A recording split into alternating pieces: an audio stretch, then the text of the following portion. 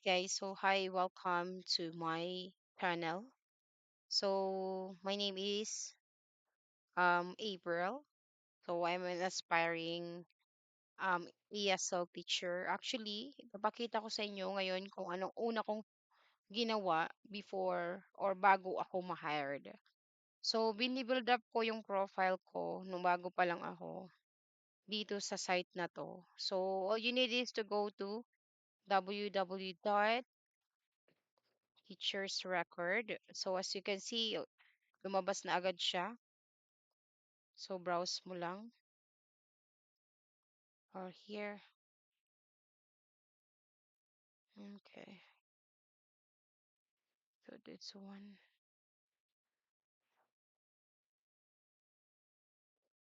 Tapos ito makikita mo na ito yung profile ko. So actually bago magsa-sign in ka muna talaga, sa una mong gagawin dito ay mayroon dito nakalagay dito sa part na to.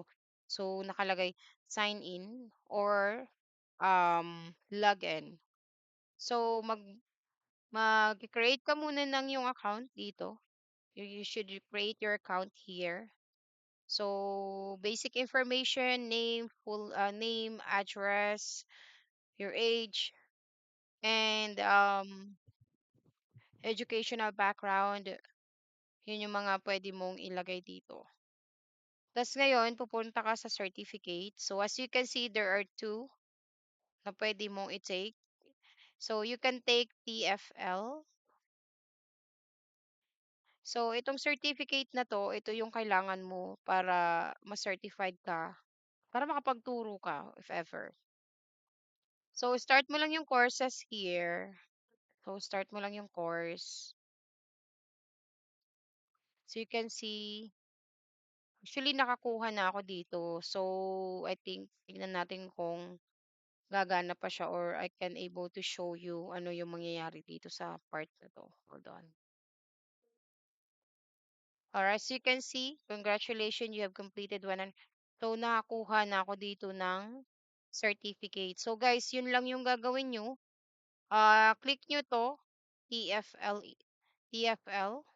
So, itong certificate na to yung kailangan nyo. After that, if you can able to get your certificate already, you can browse any job here. So, mayroon mga job dito na possible na pwede nyo nang applyan. Just like this one, 5-1 talk.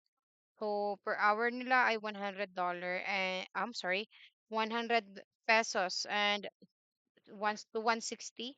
So, you can view yung about doon sa job description na yun. And afterward, okay, may konti lang loading.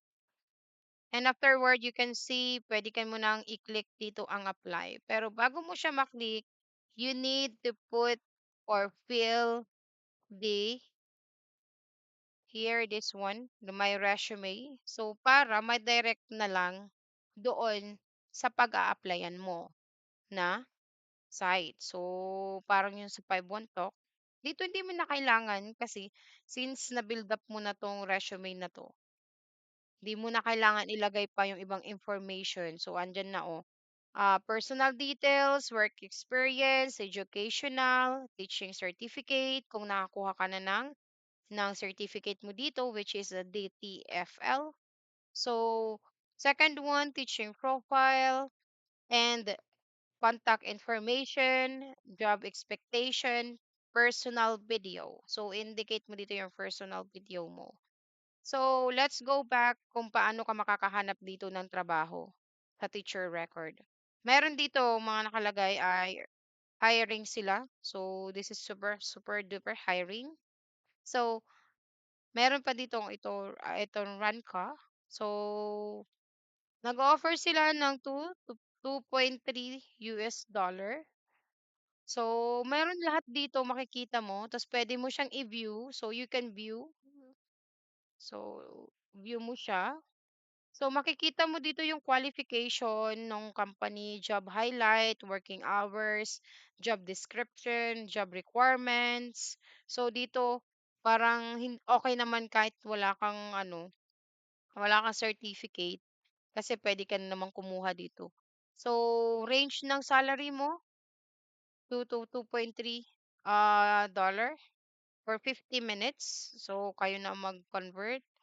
So via payment method, so Payoneer, tapos every 20th yung inyong salary.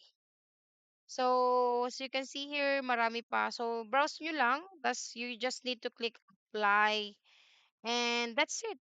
Pwede ka nang ma-hire dito. Actually, meron dito ding mga, if ever ma-hired ka, meron dito mga process. So, mag-email sila sa'yo. So, may process dyan. So, all you need is to check the process. Okay? Alright. So, tignan natin. Ang alam ko, nagkakapag-apply ako dito before. But, ngayon kasi meron na akong mga regular student. So, hindi ko na siya masyadong pinagtutuunan pa ng pansin. Okay? Alright. Ito yung aking intro. So, you can see. Okay, that's it. That is your first step para maging online teacher ka or ma-qualified ka for teaching sa ibang or abroad. Okay? One. All right, that's it for today's video, guys. Thank you so much for watching. You can go comment down if you have further question about this video. Mayroon pa akong susunod na mga video, so please stay tuned, okay? For the hiring companies. Thank you. Have a good one.